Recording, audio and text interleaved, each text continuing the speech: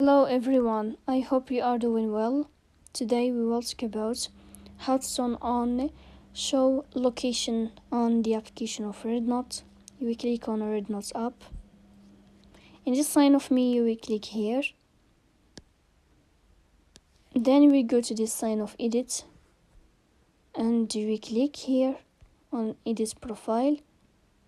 Then you will go to this sign of location.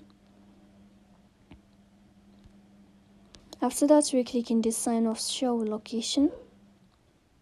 And when you will turn on show location, then you can click on confirm. And here we click on save. And as you see, we click on save to turn on your location on the application of REDnote. So that's all. Don't forget to support us by like and subscribe. See you next time in another video, and thank you for your watching and your attention.